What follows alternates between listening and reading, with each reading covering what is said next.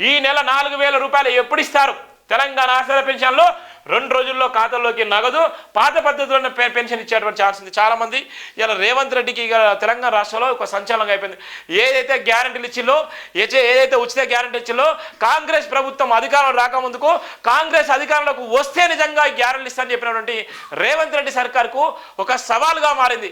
ఇలా ప్రతి ఒక్క గ్యారెంటీ విషయంలో 6 గ్యారెంటీల మీద ఫోకస్ పెట్టి మేనిఫెస్టోలో పెట్టినటువంటి అంశాలు చాలా ఉన్నాయి, 100కు పైన ఉన్నాయి. ఆ అంశాలను కూడా పరిష్కరించాలని కూడా లేవనెత్తేటువంటి ప్రభుత్వాన్ని ఇలా ప్రశ్నించేటువంటి ప్రభుత్వాలు ఇలా ఎక్కడ లేదు. ఇలా బీఆర్ఎస్ ప్రభుత్వం పడిపోయిన తర్వాత, బీఆర్ఎస్ ప్రభుత్వం అధికారం కోల్పోయిన తర్వాత మతి భ్రమించి మాట్లాడుతున్నారే తప్ప ఇలా స్వలాభం కోసం మాట్లాడుతున్నారు తప్ప ఇలా ప్రజల అస్తిత్వం కోసము, ప్రజలకు కోసము, ప్రజలకు చెందవలసినటువంటి ఏ అయితే గ్యారెంటీలు ఉన్నాయో ఆ గ్యారెంటీల డబ్బుల కోసం కూడా మాట్లాడలేదు.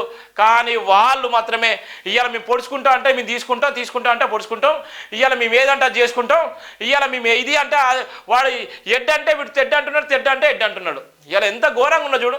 ఇలా ప్రజలకు ఆలోచిస్తున్నారు. ఇప్పటికైనా తెలంగాణ ప్రజలారా, 4.5 కోట్ల ప్రజలారా ఆలోచించండి. రాజకీయాలు చేసి రౌడిజం చేసి ఇలా ఉన్నటువంటి భూముల గుంజుకొని ఇష్టానుసారంగా వాళ్ళ కబందాస్తాల్లో పెట్టుకొని ఇలా ఉన్నటువంటి నైజీరియాలో ఉన్నటువంటి నేపథ్యంలో కానీ ఇలా వివిధ ప్రపంచ దేశాల్లో ఉన్నటువంటి అరేబియా దేశాలు ఏ విధంగా అయితే పరిపాలిస్తే అదే తరహాలో భారతదేశంలో ఉన్నటువంటి కొంతమంది నాయకులు కొన్ని రాష్ట్రాలను పరిపాలిస్తున్నారు. ఇలా హరాబీ కంట్రీల కన్నా అద్మానంగా ఇలా కొన్ని రాష్ట్రాల పరిస్థితి ఉంది.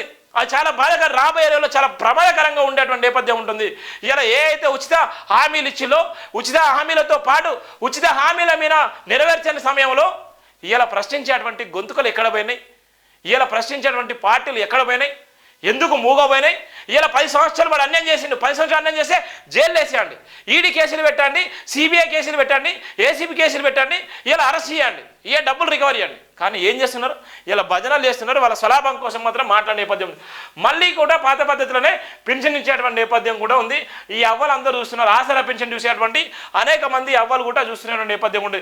తెలంగాణలో కొత్తగా కొలువు తీరిన కాంగ్రెస్ ప్రభుత్వం ఎన్నికలు ఇచ్చిన హామీలు అమలు దిశగా అడుగులు వేస్తుంది. ఇప్పటికే మహాలక్ష్మి పథకం కింద మహిళలకు ఉచిత బస్సు సౌకర్యం కల్పిస్తున్నారు. చేయుత పథకంలో భాగంగా రాజీవ్ ఆరోగ్యశ్రీ పరిమితిని రూపాయలు 10 లక్షలకు పెంచారు.